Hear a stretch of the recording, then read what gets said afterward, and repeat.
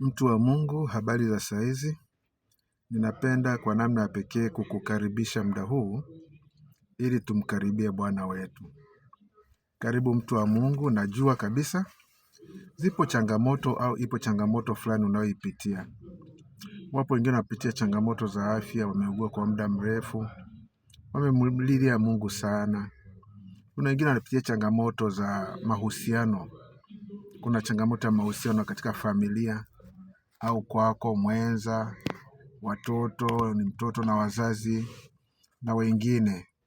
Lakini pia kazini, kuna wengine kazini kwao, kuna changamoto, mahusiano mabaya kati ya wewe na bosi wako, mahusiano mabaya kati ya wewe na wafanyakazi wenzako, ni changamoto, ulitakiwa daraja fulani, haujaliendea, kwa sababu ya changamoto za kazini, za kutokuelewana. Wakati mwingine una vyeti vizuri lakini havionekani, havisomeki kazini. Wapo watu wana elimu ndogo tu lakini wako juu yako. Hizi zote ni changamoto ambazo zinahitaji kuombewa. Lakini wengine hata hawana kazi. Umetafuta kazi muda mrefu sana hujapata. Umemlilia Mungu sana upate kazi lakini mpaka leo hujapata. Hii nao ni changamoto. Una kila kitu lakini havionekani. Tunataka vionekane. Tunataka vyeti vyako vionekane. Uwezo wako uonekane. Mwingine anahitaji kukutana na watu wema, watu wa kumshika mkono, lakini hawakutani naye. Unahitaji watu wema wakushike mkono, wakuonyeshe kwamba hapa, fanya hivi, nenda hivi, lakini hata huwezi kukutana nao. Lakini leo, kwa maombi ya leo, tunataka Mungu akusaidie kukutana na watu wema wa kukushika mkono. Lakini pia zipo familia au wewe, unapitia uchumi ngumu, vitu havieleweki, kile unachojaribu hakiendi, ni kama vile mambo yako yamefungwa. Una biashara umeweka mtaji mkubwa, lakini wateja hawaji, vitu haviendi. Tunataka tumuombe Mungu afungue yote hayo. Lakini hayo wengine umekaa katika nafasi kazini kwa muda mrefu sana, kama vile umeshikiliwa na kitu fulani. Tunataka Mungu akakufungulie njia, Mungu akafungue yote hayo. Naomba tukualike kwa muda huu wa pekee ili tuweze kufanya maombi. Mungu wetu na Baba yetu, wewe ndiye Baba yetu na wewe ndiye kimbilio letu. Wewe ndiye uliyetuumba sisi na tunayekutegemea. Tumekuwa pamoja na wewe lakini umetupenda hata kabla hatujakupenda Baba. Tunakushukuru. Tunakuja kwako muda huu kwa namna ya pekee kuleta shida zetu kwako. Lakini tunakuomba Baba, pale ambapo pamezuia maombi yetu yasipate kibali machoni kwako, yasikufikie Baba. Yawezekana ni madhaifu yetu, yawezekana ni matendo yetu mabaya, yawezekana ni laana ambazo tumekuwa nazo. Baba, tusamehe. Kama ni laana kazifute. Kama ni dhambi tulitenda ambayo haikuombewa, Baba, leo tunaziombea dhambi hizo, kazifute Baba. Kwa damu ya Yesu iliyomwagika pale msalabani Baba, tufanye tupate kibali machoni kwako. Kwa damu ya Yesu iliyomwagika pale msalabani, dhambi zetu zikasamehewe.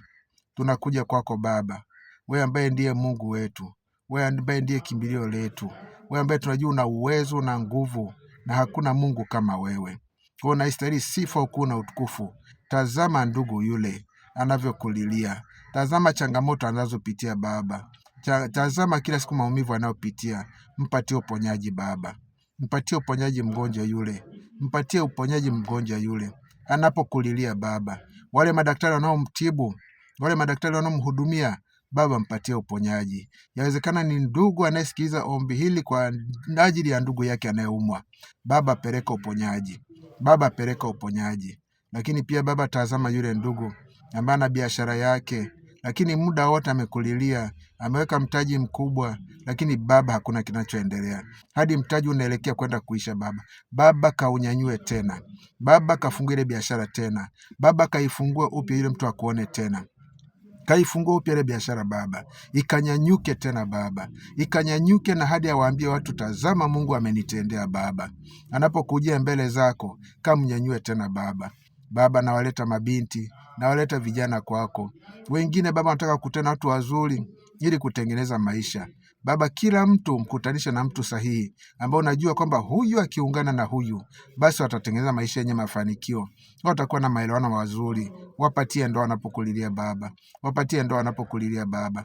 Tazama hata mkulima yule Baba, kalima kaweka mbegu, katumia hela nyingi, lakini hali inavyoonekana huenda mazao yasiwe Baba. Mpelekee mvua, mpelekee kile kilichohitajika, mazao yake yakakue Baba, na akavune na kulitukuza jina lako Baba. Tunazo shida nyingi, wengine ni makazi, mwingine ameambia ataondoka kwenye nyumba ambayo amepanga, mwingine anaambia nyumba yake hata itauzwa. Baba, peleka mkono wako Baba, kamshike kila mmoja, kampelekee mkono wako kila mmoja kila mmoja anapokulilia Baba, kamsikie Baba, kamsikie na umsaidie.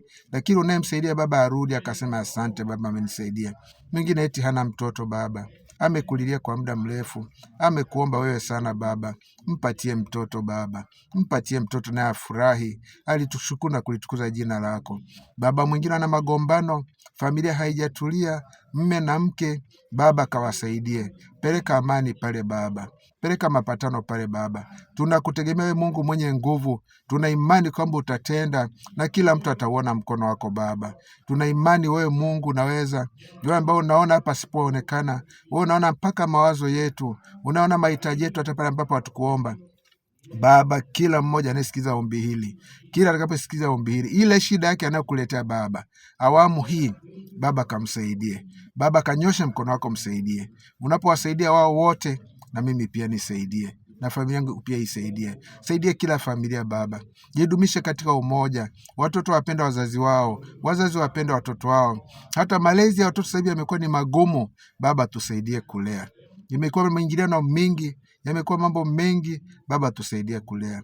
Tuna imani kwa ombi hili Baba, unaenda kutuponya, unaenda kutubariki, unaenda kutuinua tena na kutuonyesha, kutuongoza katika amani, katika mafanikio, na jina lako likainuliwe juu. Hayo ndio nakuomba Baba, ni katika jina Yesu Kristo naomba, amina, amina.